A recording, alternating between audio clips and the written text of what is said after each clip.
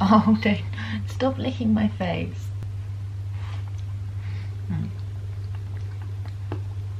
Why are you so licky? Ew, I'm not happy with my hair today.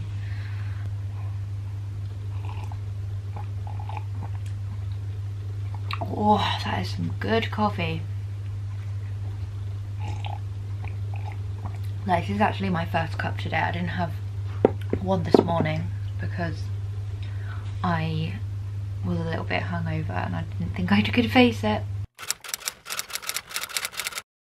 Hello everyone, my name is Olivia and welcome back to my channel. So it is that time of month again. I'm making it a monthly occurrence to do a reading wrap-up video. I think I'm hopefully gonna continue doing it because I loved it last month, even though I can only apologise that it was literally a 40-minute video. I'm going to try and be slightly quicker with the books today. I can't imagine many people want to sit and watch me talking about books for 40 minutes. I could be wrong, but I don't think I am. So none of the books I disliked this month actually.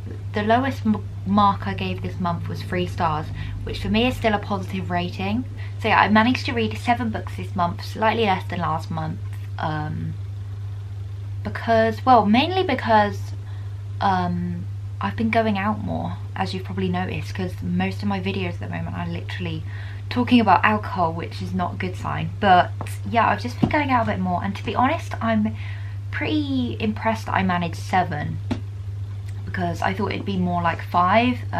To be honest, it probably will be even less next month, because even more things will be open. Like indoor restaurants are opening on May the 17th, and you know, indoor gatherings are allowed and stuff. So yeah, to be honest, I probably will read even less next month, which is a shame, but also, you know, reading is not my only purpose in life, which, I mean, a couple of months ago I was literally using it as my coping mechanism, but now it is just my hobby and I love it, but I don't always have time for it, which I'm sure many of you can relate to. Oh, who's that?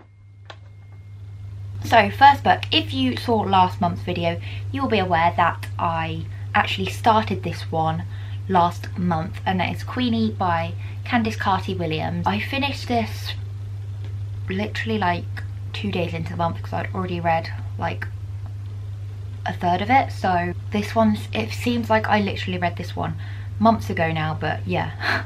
I'll try and wrap it up as best as I can. I ended up giving this one 3 stars. I initially gave it 4, but as the month's gone on, I've kind of been trying to think about it and I just haven't really been able to, even though there was some matter in this book that was very important, like the Black Lives Matter movement, which I found very eye-opening, and like I just really enjoyed reading about it.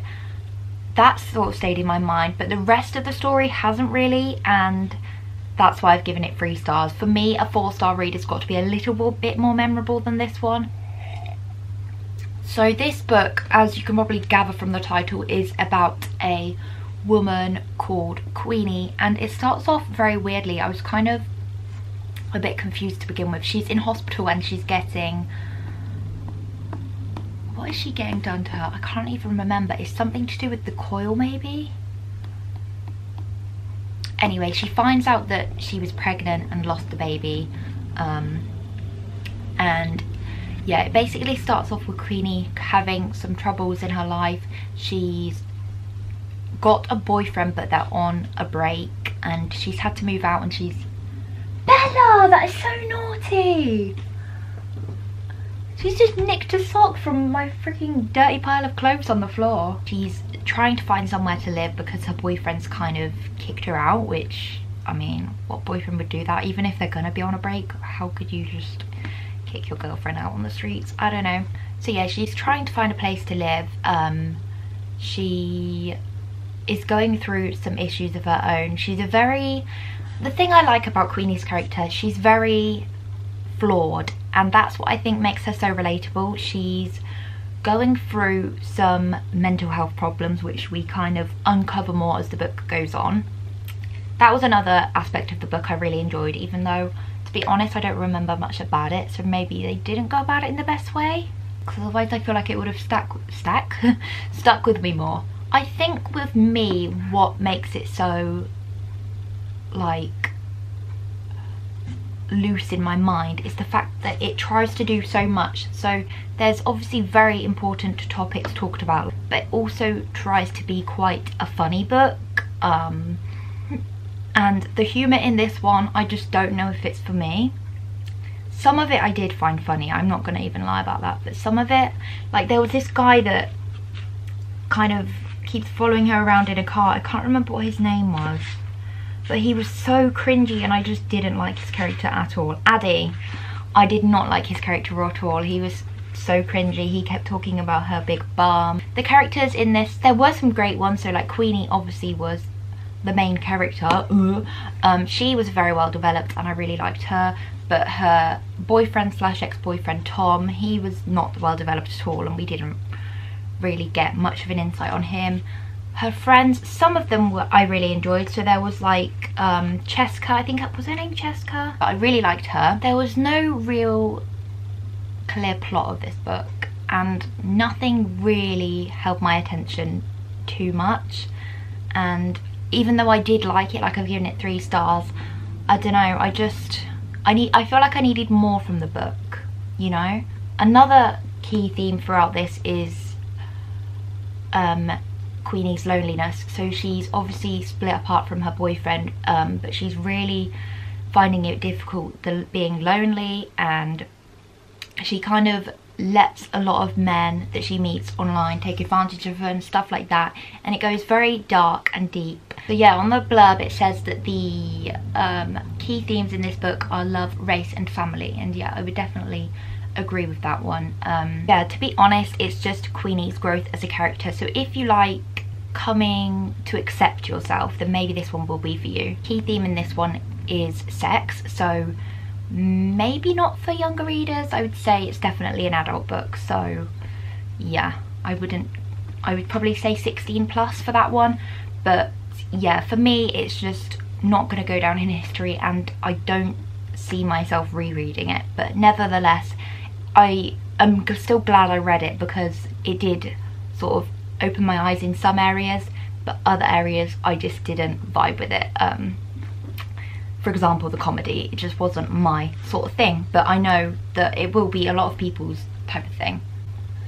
Next book I read, Normal People by Sally Rooney. I'm sure everyone who's watching this has heard of this book, probably read it as well, but if not, you would have definitely heard of it. It's a very well-known, critically acclaimed book, but wow, did it mess me up. Not even psychologically, just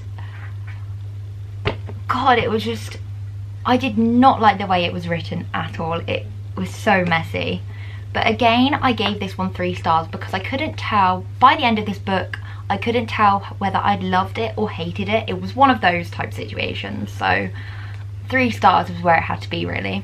So yeah, I'm sure most of you are familiar with this story, but if not, it is about 2 18-year-olds, well, they're 18 at the beginning, called Connell and Marianne, and they're very, very different. They come from very different families. Marianne is very rich. She lives in a very lovely house, and Connell's mum actually works as her cleaner. Marianne doesn't actually have any friends at school. She's wealthy, but yeah, she's not popular, whereas Connell is not wealthy at all. However, he does have a very big group of friends and he's very well liked in school, so they're kind of opposite in that way. But Connell starts coming to the house more and more because, thank you. Connell starts coming to Marianne's house more and more because he's there to pick up his mum from work. I don't think she can drive or something, so he picks her up and they kind of get to talking and they have some very awkward conversations, but they do have a click, even though they're very different people. They do start this relationship, but Connell, because of his status in school and Marianne's lack of, he doesn't want anyone to know, so he tells her that they have to keep it a secret, and that does go on for a little while, but then something happens and they drift apart until the year after, when they are at college, because they both go to the same college, which is Trinity in Dublin. And from there they sort of have a very on-off type relationship. Sometimes they're friends, sometimes they don't like each other, sometimes they are in a relationship again, and it's basically just how they develop as people, both together and separately, as just teens going into young adults. I think it courses through 4 years. I think it ends up when they are 22. But yeah, it was just the writing was so messy, and I'm not even saying that as a bad word for Sally Rooney, because I'm pretty sure that was like her aim. I think it kind of foreshadows the themes within the book, you know, kind of unreliability of relationships. But one thing that really did bother me is that when there was speech, there was no quotation marks, and I just found it very confusing. And yeah, I just didn't like the way it was written, even though I know it was deliberate. I don't know, I found it very hard to keep up with at some points. I definitely think it's a love-hate book. I know I've given it 3 stars, but for me, I'm just kind of sat in the middle because I don't know how I feel about it yet, and I don't think I will probably until I reread it. I think I'm gonna have to give it a reread to kind of see actually where I sit with it. But for now, I'm very much sliced down the middle, and I don't know how I feel. I definitely did prefer Connell's character to Marianne's. They're both very flawed characters. Again, I think that's to, you know, I think it's to be more relatable, but I did feel like I liked Connell's character a bit more, but neither of them were very, I don't know, memorable characters. They were very well developed, but neither of them were that, like, I didn't really feel that much of an attachment to either of them. I did also watch the BBC series of Normal People. I think there is 12 episodes or 8, but that I absolutely loved. I think I loved that more because obviously it wasn't written, so I didn't have to kind of put up with the messy writing style. And the actor and actress that were Connell and Marianne, I think they were just really, really good, and I actually preferred those versions of them to the ones in the book. So yeah, I would definitely recommend the mini-series on it, but the book, I still don't know how I feel, so I'm not gonna recommend it as such right now. But to be honest, you've probably read it anyway, because like I said, it's very well known. But yeah, I think I'm definitely gonna give it a reread to kind of see my final thoughts on it. So yeah, that one's a very complicated one for me. Next book, very different. This one was one of my favourites from the month though, so that is always good. Are we ready? Shadow and Bone by Leigh Bardugo. I absolutely love this. I know I'm going to struggle to talk about it because it's fantasy, and if you saw last month you'll know how much I struggled describing the fantasy books, but I'm going to give it my best shot, and I might need to check my phone for some of the details because fantasy is so complicated. It's always hard to like put your finger on it because it covers so much in quite a short amount of pages. I think this was only like 300 pages. But yes, this one I ended up giving 5 stars, which very much surprised me. I thought I would like it, but I didn't think it'd be 5 stars. I don't know why, I just wasn't expecting it to be a 5-star read. But at the end of the book, once I'd finished, I couldn't find a problem with it. And obviously that means it has to be 5 stars. I loved it. Shadow and Bone is now a Netflix series. It's kind of the trilogy combined with Six of Crows. I do really, really, really, really want to watch that, but obviously I need to read all the books first, and I've got 4 more. I definitely need to order Siege and Storm because I do definitely want to carry on with this series, so then I can watch the Netflix series. But yeah, anyway, let's get to talking about the book. So yeah, it starts off basically introducing us to Alina and Mal as they are children. They are visited by a couple of people from a sort of, I don't know how to describe it. It's basically a place, and there's a group of people called the Grisha, and they have magical abilities of all sorts. Yeah, they've come to visit these children to see if they kind of also hold these abilities, and they don't find anything at the time. And then after this epilogue, it skips to the future, where both Alina and Mao are working in the army because there's wars going on this in this place. There's a few places in this sort of island. So there's Ravka, which is where Alina and Mao are from, and there's also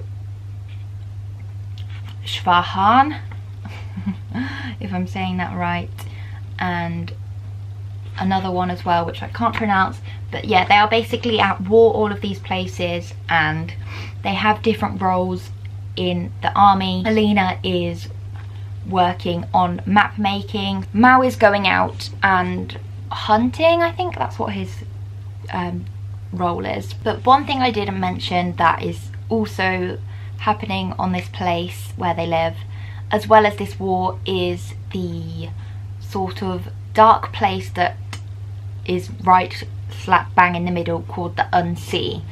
And it's basically this part of the island which, here we go, you can kind of see it in the map, that's the Unsea, and it's filled with all these monsters which feed on human flesh, and to get from one side to the other they have to travel across this Unsea. So towards the beginning of this book, Alina and Mao, along with other people in this army, are travelling in the Unsea, and they are obviously attacked by one of the creatures that are in this place, and you know, they're on death's door until Alina literally lights up, and as Mao is essentially about to be ripped apart, she lights up and kind of scares this creature away. And so because this happens, Alina is sent to the Grisha and made a part of it, and she lives in their compound, and she forms a relationship with, not the king, the next sort of thing down, called the Darkling. And wow, the Darkling's character is so incredible. But yeah, she basically goes to this compound and learns how to deal with her sort of ability and use it to, Bella, she's got my other sock, as she sees it, destroy the Unsea. But we soon realise that that's not really what's going on there. But yeah, I don't really know if I can say much more without giving it away. Maybe I should read the blurb again. I feel like that was kind of helpful with my other fantasies. Okay, we're gonna read the blurb. Alina Starkov is a soldier when her regiment is attacked whilst crossing the Shadowfold, which is the Unsea, the Shadowfold. A swath of unnatural darkness crawling with monsters. Alina unleashes dormant magic not even she knew she possessed. Now Alina will enter a lavish world of royalty and intrigue as she trains with the Grisha, her country's magical military elite, and falls under the spell of their notorious leader, the Darkling. He believes Alina can summon a force capable of destroying the Shadowfold and reuniting their war-ravaged country, but only if she can master her untamed gift. But as Alina unlocks the secrets of her past, she will make a dangerous discovery that could threaten all she loves and the very future of a nation. There we go, that's probably a much better description than mine. Oh, I should also mention that Shadow and Bone is a YA. I'm sure you probably knew that already, but yeah, it's definitely suitable for younger readers. There's romance in it, but there's no sort of,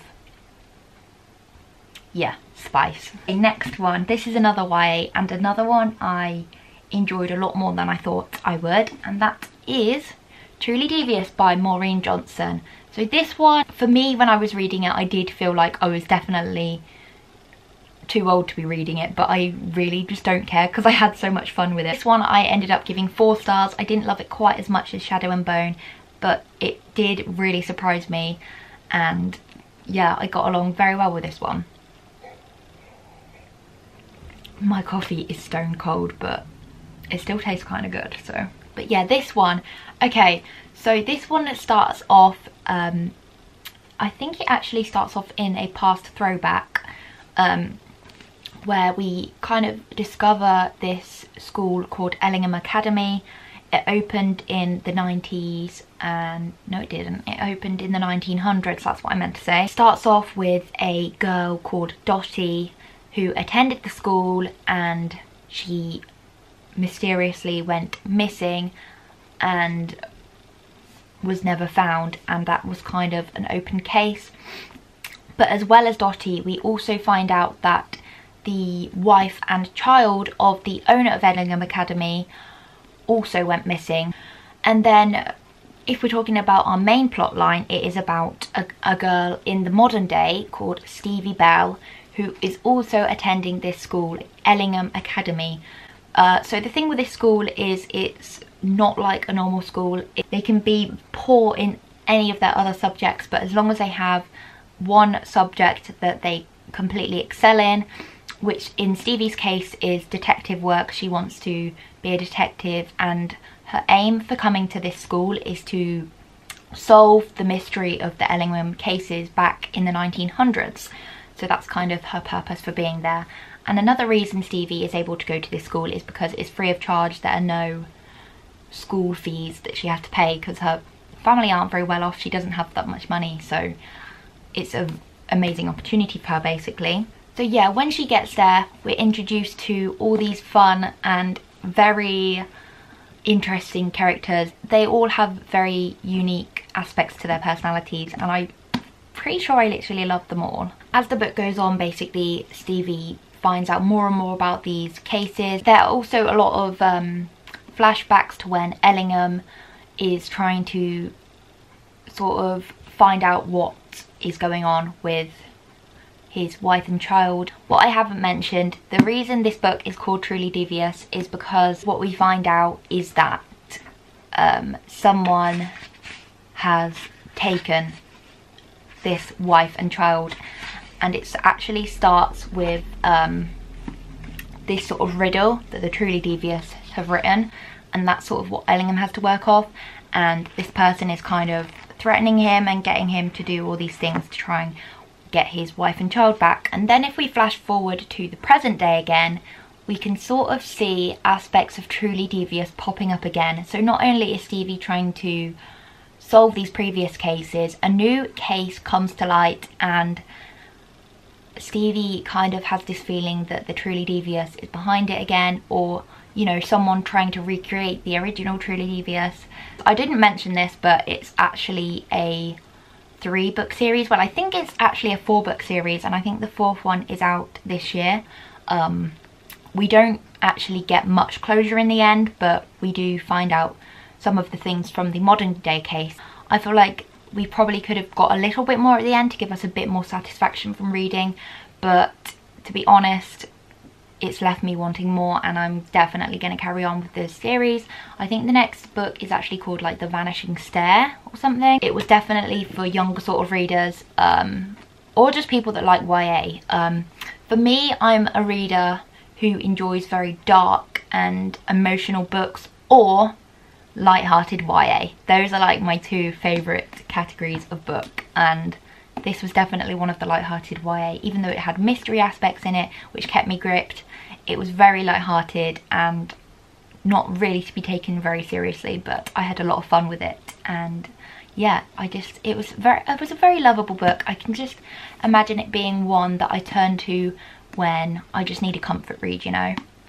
Literally, I would recommend this to anyone like age 10 and over maybe. It's quite a thick one, but I got through it very quickly because it was very fast paced and there was a lot going on in it, but it wasn't confusing in any way. I can definitely see young readers getting on well with that one. I did give it 4 stars, mainly because of the ending. I feel like it didn't wrap up.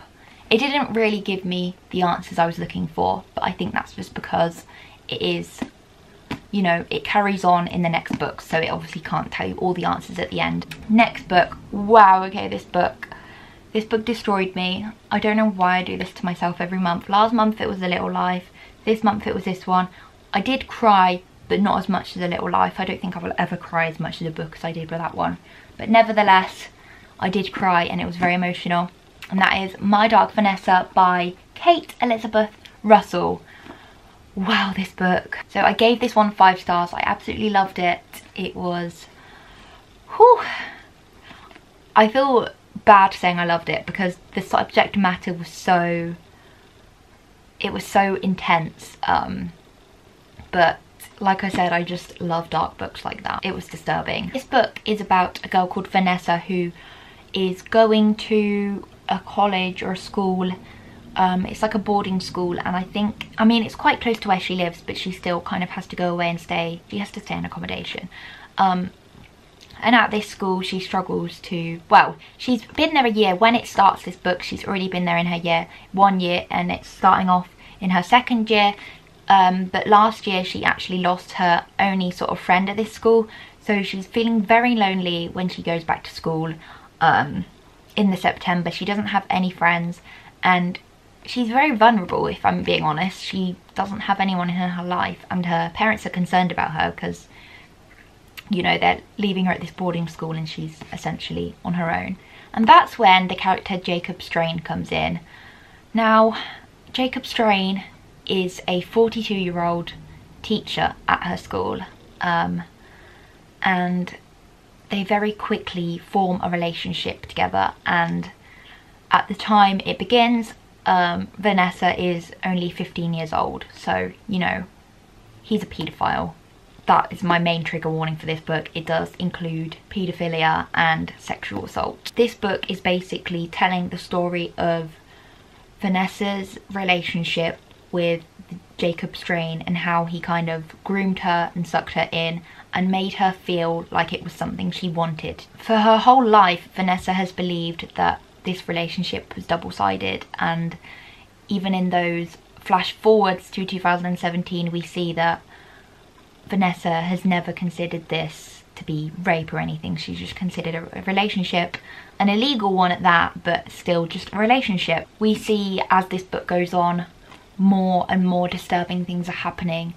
To begin with, he starts by just touching her knee, and then he kind of realises that he is in a way obsessed with this girl. Just as the book goes on, more and more unpleasant things go on, and it's very difficult to read at times. And I don't, again with A Little Life, I don't know if it's one I would necessarily recommend, because I can see a lot of people not enjoying this and finding it upsetting, which I did find it upsetting. The thing with Vanessa's character, she's been brainwashed and she just doesn't understand the situation she's in, and you just wanted to shake her and tell her. And for me, she didn't feel like a character. She felt like a real person who I just wanted to give a hug. Oh my god, my camera battery's flashing. Still got 2 books. I think I'm gonna have to pause. So guys, I'm gonna have to be quick because otherwise my camera is gonna die again. But yeah, I think I was just finishing off with this book.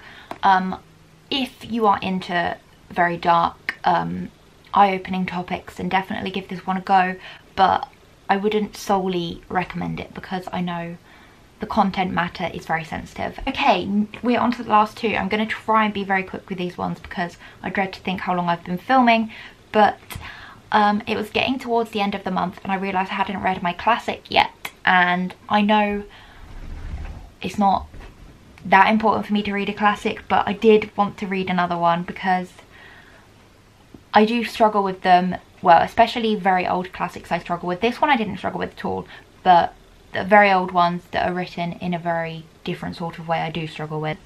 I enjoyed it to an extent. Anyway, I'm just going to tell you what it is. The Katya in the Rye by J.D. Salinger. This book, it's a tough one to kind of summarise. So I ended up giving this one 3 stars as well. I'm sure most of you are very familiar with the story of this one, but if not, it is about our main character Holden, who is a 16-year-old who is at college, and he's just found out that he's been kicked out and he doesn't know really what to do from there. He doesn't want to go home to his parents because he doesn't want to tell them.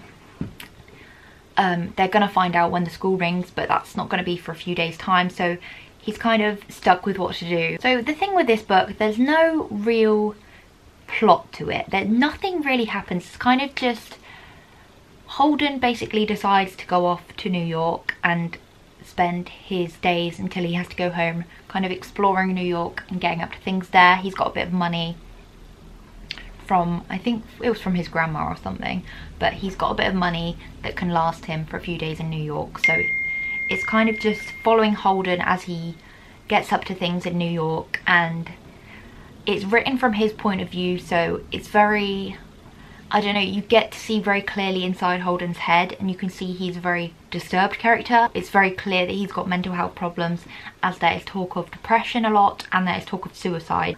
I loved Holden's character. I grew to love him. I think he was so well developed. He wasn't a particularly good character. He did have a lot of flaws, and he was judgmental. Some of the people he encountered in New York, he was not the nicest to. So he is 100% a flawed character. But the thing with this book, I don't know, I just don't know how to summarise it. I mean, to be honest, what I've described to you is literally all that happens. It's very, I mean, it's a very short book anyway. I think it was like 200 and, hang on, let's have a look.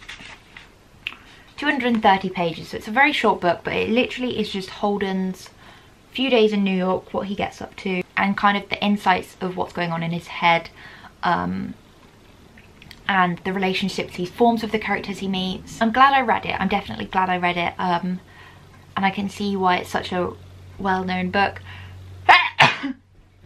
Bless me.